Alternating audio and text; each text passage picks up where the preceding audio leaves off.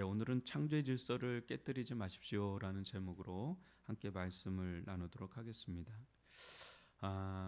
참 이 말씀 오늘 계속해서 6장을 보면 이 가정의 어떤 정조를 깨뜨리는 그 일에 대해서 언급하고 있는데, 오늘날 이런 말씀을 전하면 굉장히 우리 사회에서는 굉장히 좀 부딪히는 말씀이에요. 왜냐하면 통간 자체가 이게 법적으로 위법이 아니게 되어 버렸잖아요, 그렇죠? 이제 그런 상황 속에서 물론 민법적으로는 이제 이혼의 사유가 돼서 이제 이게 되겠지만, 이 형법 이런 데서는 이미 이게 법적으로 예전에는 그 저는 정확히 뭐 통간죄 뭐 이런 게 있었잖아요. 간통죄, 그런 게 있었는데 지금 그게 없어진 지 꽤 오래됐기 때문에 이제 이런 말씀을 하면 되게 이제 불편해지는 일들이 있어요. 그러나 하나님의 말씀은 전에도 이야기한 것처럼 상법입니다. 최고 상법이기 때문에 저희들이 한번 볼 필요가 있습니다. 27절, 28절 보면 이 불륜이라고 할 수 있겠죠. 이제 이런 오늘날로 말하면 좀 입에 담기가 그렇지만은, 이 사람이 불을 품에 품고서야 어찌 그 옷이 타지 않겠냐, 사람이 숯불을 밟고서 어찌 그 발이 되지 않겠냐 하면서 이제 29절 30절을 보면, 남의 아내와 통간하는 자도 이와 같을 것이다. 그를 만지는 자마다 벌을 면하지 못하리라. 여러분, 성경에서 이 뭐랄까요? 이게 성적인 범죄는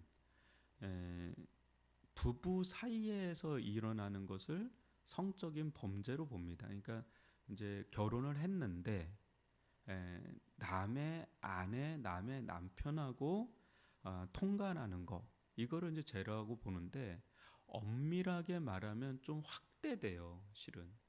여러분, 창세기 1장, 2장, 2장을 보면 그게 성적인 부분에 대해서 분명한 창조 질서입니다.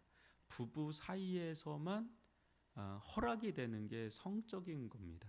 근데 이것이 이제 지금 구약 성경을 보면 대부분 부부 사이에서 일어나는 일을 언급하지만, 실제 그 부분을 놓고 확대해서 보면 결혼 전에 성적인 관계를 맺는 것도 죄입니다. 그러니까 레위기에 보면 그 부분이 상세히 나와요. 그러니까 이런 부분을 보면 돌에 다 맞아 죽어야 돼요.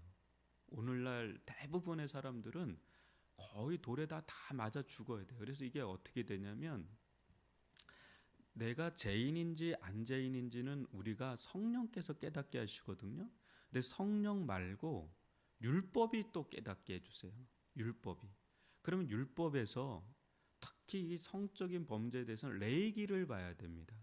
레위기를 봐서 그 말씀을 보면서 성령께서 그거를 깨닫게 하면, 내가 하나님의 진노와 저주와 형벌을 받기에 합당한 자라는 죄에 대한 각성이 일어나요.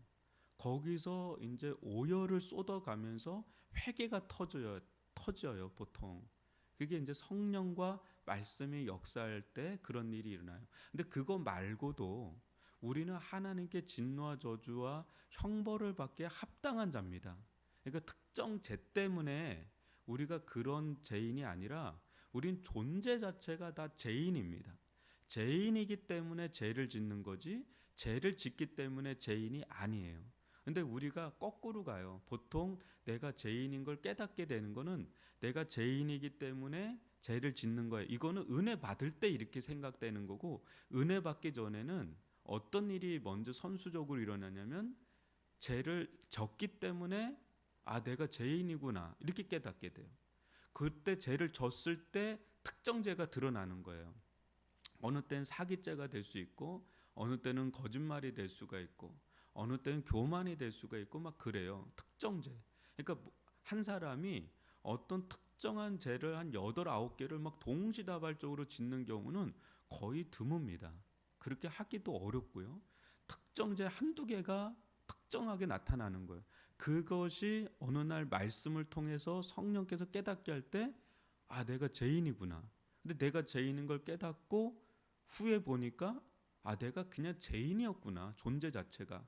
그래서 죄를 짓는 거구나. 이렇게 되면서 예수님 십자가밖에 내가 의지할 데가 없구나라는 생각이 들게 돼요. 이게 복음의 역사입니다. 그런데 우리가 처음에는 특정한 어떤 죄가 있어요. 근데 오늘날 성적인 부분에 대해서 엄청나게 우리나라는 무너져 있는 나라 중에 대표적인 나라입니다. 근데 이런 부분에 있어서 특히 레이기를 한번 보면 싹 다 그냥 거의 다 돌에 맞아 죽어야 됩니다. 특정한 사람들 아닙니다. 우리가 그렇게 도덕 윤리적으로 깨끗한 자들이 아닙니다. 엄청나게. 근데 이 부분은 너무 은밀한 죄이기 때문에 잘 드러나지가 않습니다. 그렇기 때문에 사람들은 잘 모르지만 분명한 거는 혼전 순결해야 돼요. 이 부분도 분명하게 자녀들한테 가르쳐야 되고 이야기를 해줘야 되는데 이미 교육서부터 무너져 있는 거 아십니까? 이미 교육부터 무너져 있습니다. 우리나라는. 서구라파는 이미 그 선을 넘었고요. 왜냐하면 법제화됐기 때문에. 근데 우리나라는 법의 문턱을 떠물락말락 막 그런 상황이 있어요. 그 지금 엠폭스 같은 게 지금 약간 유행을 타려고 하고 있습니다. 다 밀접 접촉입니다. 신체적 밀접 접촉. 다 동성애하고 관련돼서 퍼지고 있는 겁니다. 근데 동성애라는 게 또 한 축이 있고요. 동거 문화는 이미 오래전부터 있었고, 뭐 혼전 뭐 이거는 이미 무너진 지 너무 오래됐고요. 그 이런 것들이 버젓이 TV에 뭐 다 노출되기 때문에 이게 그렇게 죄라고 생각을 안 합니다. 그렇게 죄라고 생각을 안 해요. 그래서 이 부분들을 우리가 좀 봐야 되는데요. 30절을 보면 도둑이 만일 줄일 때 배를 채우려고 도둑질하면 사람이 그를 멸시하지는 않다. 왜? 너무 배가 고프니까 이렇게 한 겁니다. 잔발장 같이. 근데 29절에 31절 보면 들키면 다 내주게 돼야 된다는 거죠. 근데 32절에 보면 이제 여인과 간음하는 자는 무지한 자다. 이것을 행하는 자는 자기 영혼을 망하는. 그래서 33절 보면 상한과 능욕을 받고 부끄러움을 씻을 수 없게 된다. 그런데 34절 보면 좀 다르죠. 갑자기 남편이 나옵니다. 남편이 투기로 분노하여 엄수 갚는 날에 용서하지 않. 이게 무슨 말이에요? 이제 아내가 이제 그런 일을 한 겁니다. 아내가 또 그런 일을 할 때, 또 남편이 그런 일을 할 때 절대로 용서하지를 않죠. 사랑과 신뢰가 다 깨져버려요. 그러니까 형법에서는 그게 간통죄가 안 돼도 지금 민법 같은 데서는 이게 이혼 사유가 돼서 절대로 용서를 안 하죠. 근데 이런 일들이 비일비재하게 일어나서 35절 보면 어떤 보상도 받지 않겠다. 왜? 유책 사유가 당신한테 있다. 이 가정을 파탄한 건 당신에게 있다. 뭐 이러면서 이제는 어떤 것도 이제 통하지 않는. 그러니까 이제 이게 이 말씀을 주는 이유는 경고를 하는 거예요. 이거를 좀 경고의 말로 들어서 이거에 대해서 창조의 질서를 지키라. 그러니까 여러분 우리가 행복하려면 어떻게 가야 되냐? 행복론으로 들어간다 보면 우리가 행복하려면 어떻게 가야 되냐? 창조의 질서로 돌아가면 되는 거예요. 근데 우리가 타락을 했기 때문에 창조의 질서대로 좀 못 살고 있거든요. 근데 그 사이에 구속의 은혜가 있는 겁니다. 우리 구원의 은혜가 임하면 사람이 자동적으로 이게 어떻게 되냐? 창조의 질서로 회복이 되는 거예요. 그러니까 어떻게 되죠? 여러분 우리가 죄와 허물로 죽었던 자들이에요. 근데 성령께서 복음의 역사, 말씀의 역사로 은혜를 주시면 거듭나죠. 거듭나서 영혼이 살아나요. 그죠? 근데 우리의 육신은 여전히 죄성이 있지만은 여하튼 영혼이 살아나면서 영적인 생명이 들어와요.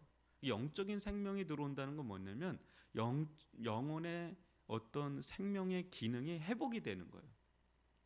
그럴 때 나타나는 게 먼저 뭐예요? 하나님을 찬양하고 하나님을 경배하고 예배하는 예배자로 변해요. 예배 드리지 않던 사람들이 예수님을 깊이 만나고 하나님을 만나면 비로소 원래 해야 했던 창조의 질서로 돌아가서 하나님께 경배하는, 하나님을 경외하는 그런 마음을 부어주시고 그런 삶을 살아가요. 그러면서 어떻게 돼요? 물질도 회복이 되죠. 물질에 대한 버는 것서부터 쓰는 것까지 창조의 질서로 회복이 돼요. 그래서 그 중에 하나가 10의 1조가 들어가는 거죠. 그러면서 이게 율법적으로 내가 11조를 해야 구원받는다는 게 아니에요. 11조를 해야 구원받는다는 게 아니라 구원받은 백성으로서 하나님의 백성이 된 거예요. 이미 은혜로. 내가 뭘 해서 하나님의 백성이 된 게 아니라 은혜로 하나님의 백성이 되면 어떻게 돼요? 백성답게 사는 거죠. 자녀답게 사는 게 삶인 거예요. 내가 이런 삶을 살아서 구원받았다는 게 아니라 구원은 은혜로 받는 겁니다. 은혜로 구원을 받으면 이제 그거답게 사는 것이 복음적인 삶입니다. 그런 데서 물질의 회복이 일어나죠. 그래서 물질의 전부가 하나님의 것이라는 게 일어나요. 왜요? 주님이 자신의 전부를 줬잖아요. 주님이 우리의 주인이잖아요. 그죠? 나의 주인으로 영접을 했어요. 왜요? 주님이 당신의 전부를 나한테 줬으니까. 그러니까 내 전부를 줘도 조금 더 아깝지 않은 분이 하나님이세요. 그래서 복음적인 은혜를 받은 사람들은 10의 1조를 넘어서죠. 그게 삭개오가 그걸 보여주는 거예요. 뭐 변제 다 하고 다 왜 그래요? 주님은 나한테 전부를 줬기 때문에 내 전부를 드리게. 그러니까 율법을 넘어서는 게 복음의 능력입니다. 그래서 물질의 회복이 일어나죠. 그래서 어떤 사람은 10의 1조뿐 아니라 여러 가지로 그냥 뭐 와장창 주님 앞에 섬기는 분들이 있어요. 그 왜 그래요? 은혜가 나를 주장을 해버리는 거예요. 근데 그렇게 창조의 질서로 하는데 그 사람이 우거지상을 가지면서 이거 안 하면 벌 받을 것 같아. 그런 사람이 없어요. 그런 사람 치고 할 수도 없고. 그 은혜가 나를 주장하니까 기쁨으로 자발적으로 해주는데 그 사람도 체험이 있죠. 왜? 창조의 질서대로 들어가면 하나님이 또 부어주시는 은혜가 있거든요. 이제 시간도 마찬가지예요. 내 인생이 그전에는 나를 위해서 돌아갔던 인생입니다. 그런데 하나님을 만나고 나니까 나는 지구구나. 하나님이 태양이구나. 태양을 중심으로 도는 거구나. 그럼 내 인생의 목적이 내 시간과 에너지가 어디로 다 쏠리게 되냐면 하나님께 쏠리는데 이런 겁니다. 하나님을 위해 살면 기쁠까요? 기쁘지 않을까요? 하나님의 영광을 위해 살면 나란 존재는 정말 무가치하고 없어지는 인생일까요? 아니면 내 가치가 더 상승이 돼서 기쁨과 영광을 같이 공유할까요? 우린 정답을 알죠. 근데 그렇게 살기가 힘든 게 있어요. 우리 죄성이 여전히 있으니까. 근데 여러분, 하나님은 우리를 가장 행복할 수 있게끔 창조하신 거예요. 그게 창세기의 1, 2장에 나오는 겁니다. 타락 전에 하나님의 영광을 위해 살죠. 하나님은 당신을 위해 사는 것 이상으로 우리에게 부어 주시는 분이에요. 우리가 그렇게 못 살아서 그렇지 하나님의 영광을 위해 살면 우리가 하나님을 위해 사는 것 이상으로 하나님께서 우리에게 부어 주시는 게 훨씬 더 크죠. 상상할 수가 없어요. 그래서 주장할 수 없을 정도로 부어주심이 있어요. 그러니까 하나님은 우리를 곤욕스럽게 하거나 고통스럽게 하려고 하나님 먹든지 마신지 하나님의 영광을 위해 살라 그런 게 아닙니다. 그러질 않아요. 마찬가지로 이 성적인 부부, 이 가정에서나 또 이 성적인 부부에서도 하나님은 일부 일처예요. 그냥 일부 일처. 이게 존속이 되는 사회 그리고 그런 가정이 행복하면 행복하지 이게 깨지잖아요. 그러면 거기서 어마어마한 불행이 시작이 됩니다. 그런데 이럴 수는 있어요. 두 가지가 있었다 그랬죠. 남편이든 아내든 너무 살아가기 어려울 정도로 고통을 주고 심지어는 신앙에 어마어마한 박해를 주는 경우, 신앙에 어떤 위협이 될 정도로, 그리고 아까 말한 이런 부분, 이 성적 이런 부분에 대해서 무너질 때 그때 이혼 사유가 되는 겁니다. 근데 그런 게 아닌 이상은 그 안에서 하나님은 만족할 수 있게끔 창조를 하신 거예요. 그래서 이것이 회복이 될 때 아주 놀라운 은혜들이 이 안에서 또 주어지는 것이죠. 오늘날 우리들 가운데 고도로 변화되는 어떤 사회의 어떤 변화 속에 살고 있습니다. 근데 그 속에서 지금 사단이 가장 공격하는 게 루트가 세 개가 있어요. 하나는 문화고, 하나는 교육이고, 하나는 정치 영역이에요. 근데 단계가 있는데 마지막 단계가 정치 영역입니다. 왜냐하면 이게 법과 제도를 만드니까. 그럼 먼저 뭘 공격하냐면 문화를 공격해요. 그래서 문화에서 밑둥을 막 흔들어 버립니다. 그럼 여론이 형성이 돼요. 그럼 그게 자연스럽게 교육으로 넘어갈 수 있어요. 그게. 이제 그리고 난 뒤에 그게 이제 법과 제도화가 됩니다. 근데 요즘에 여러분 서구라파서부터 제가 아는 목사님이 스웨덴에서 목회를 하십니다. 근데 이분이 사임을 했어요. 얼마 전에. 사임한 이유는 그 교단 자체가 동성애를 찬성하는 교단이 돼버린 거예요. 그래서 그 목사님이 성도들한테 교단을 우린 나와야 된다. 그러지 않으면 교단의 법에 접촉이 돼서 더 이상 나는 여기서 목회할 수가 없다. 나는 동성애를 옹호할 수가 없습니다. 이건 성경적이지 않습니다. 그러니까 그 교인들이 절대 교단을 나올 수 없습니다. 목사님 나가세요. 이렇게 돼버리는 거예요. 우리 한인교회입니다. 이분은 정통 장로 목사입니다. 그 이분이 고심하고 고심해서 신앙의 양심상 나와버렸어요. 미국도 마찬가지입니다. 미국에서 그런 부분들이 있으니까 한 교단 자체가 모든 재산을 내려놓고 나왔어요. 어마어마한 교회 재산을 내려놓고 거기에 동의할 수 없습니다 하고 나온 교회들이, 교단이 있어요. 교회들이.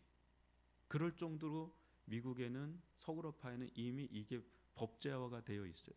오늘날 우리가 학생 인권 조례라든지 여러분들 잘 모르겠지만 동성애라든지 이것이 법제화로 막 지금 법안으로 올라가 있는 거예요. 그러니까 이런 부분이 이제 통과가 되면 완전 달라지는 겁니다. 이 사회 자체가 이제는 뭐 동성애 찬성 반대 뭐 이런 토론이 아니라 이건 법이 들어가 버리면 이거는 이제 안 되는 수준이 되는 거죠. 근데 지금 여러분들이 보고 있는 수많은 드라마 있죠. 어제도 우리 다음 세대를 섬기는 김정희 대표가가 있어요. 그분이 주사파에 있다가 은혜 받고 나온 사람이에요. 그러니까 68 혁명이라고 여러분 프랑스 혁명에 대해서 들어봤을지 모르지만 그게 문화 이제 마르크스주의자들이거든요. 이제 그 자들이 미국으로 들어갔어요 먼저. 그 우리나라도 들어와 있고. 그게 이제 주사파라는 데는 이제 정치 영역으로 들어간 사람이 있고 교육 영역으로 들어간 사람들이 있고 문화 영역으로 들어간 사람들이 68 세대가 있습니다. 그 세대가 있어요. 지금 우리나라도 그렇고 서구라파도 그렇고 미국도 그렇고 그것이 아주 보편화되고 있습니다. 근데 그 중에 하나가 문화 영역으로 들어왔는데 우영우 얘기를 제가 듣고 너무 놀랐어요. 우영우라는 이름 자체가 여러분 레즈비언의 상징입니다. 이게 우자가 이게 여성이 어떻게 돼 있죠? 남성은 이렇게 돼 있고 여성은 이렇게 돼 있습니다. 여성성에 대해서 그걸 여러분 목걸이가 있어요. 레즈비언이라고 하는 목걸이가 있는데 그게 딱 우영우예요. 그게 그러니까 그 첫 타가 이하가 기독교에 대해서 굉장히 욕하는 그 어떤 에피소드가 나오고 마지막에 여성끼리 손을 잡고 뭐라냐면 나는 당신 같은 사람하고 결혼하고 싶어 하고 나가는 게 이하인데 그거는 상징적인 언어입니다. 상징적인 그런 스토리 라인이에요. 그러니까 우리는 그거를 우영 아마 여러분 저는 못 봤지만 아마 다 봤을 겁니다. 그 장애인에 대한 이야기만 있는 게 아니에요. 밑에 깔려 있는 게 있는 거죠. 그 수리람이라든지 또 넷플릭스에서 많이 나오죠. 더글로리 다 그게 반기독교적인 것들을 계속 깔고 들어가는 거죠. 그런 것들이 지금은 한두 가지가 아닐 정도로 돼 있습니다. 그러니까 그 속에 이 문화적인 우리의 어떤 그 점점 물들어가는 거예요. 이렇게 젖어가는 겁니다. 그래서 이런 부분에 있어서 오늘날 이 성적인 타락은 로마를 무너지게 한 게 성적 타락이에요. 결국. 그리고 노아 홍수 때도 마찬가지고 그 소돔과 고모라도 마찬가지고요. 지금 그렇게 전 세계적인 현상이 법이 됐어요. 어느 시대든 동성애라든지 이 성적인 부분이 법제화된 적은 없어요. 근데 법제화되는 순간은 선을 넘는 게 돼 버리는 거예요. 지금 전 세계적으로 그런 일들이 일어나고 있어요, 지금. 그렇기 때문에 우리나라도 그 흐름에서 자유롭지가 않아요. 그 문화적인 전 세계 흐름에. 그래서 그런 거를 가미해야 판권이 팔려요. 그래서 이런 부분에 대해서 우리 기독교인들이 분별력을 갖고 행하지 않으면 우리 자녀들 계속 미디어 세대잖아요. 스마트폰에서 계속 노출돼 있잖아요. 절대 자유로울 수가 없습니다. 그래서 이런 부분에 대해서 우리가 좀 깨어서 기도하고 함께 분별력을 가질 필요가 있고, 심지어는 이런 설교도 교회에서 어려워요, 여러분. 그거 아셔요? 제가 몇 번 얘기하잖아요. 교회 안에도 이혼하신 분들이 꽤 있어요. 어떻게 얘기를 하겠어요? 이 얘기하기도 정면으로 얘기하기가 너무 복잡한 이야기들이 그 안에 너무 많아요. 상할 수도 있고. 그렇기 때문에 시시하면서 이런 부분을 얘기를 안 하니까 정화작용이 안 일어나고 있어요. 그러니까 어떤 부분에선 기독교에 대해서 그렇게 이야기할 수밖에 없는 부분도 또 생겨나고요. 이게 엄청난 도덕성이 있었습니다. 원래 1세기 성도들 안에서는. 그러니까 세상을 능가하는 엄청난 도덕성이 있었어요. 그 중심에는 이 하나님의 말씀과 성령의 우리를 변화시키는 은혜 가운데 있었기 때문에 사회를 변혁시킬 수 있는 물질관과 어떤 정조관과 가정관 이런 것들이 있었어요. 근데 지금은 그냥 뭐 이런 게 다 무너져 있으니까 물질에 대해서도 얘기 못해요. 잘. 왜냐하면 되게 부담스러워하기 때문에 이것도 성경적으로 말하기가 어려워요. 그래서 이런 부분에 대해서 우리가 분별력을 가지고 사단이 어느 쪽으로 공격해서 들어오는지를 좀 알고 그래야 됩니다. 오늘 들은 말씀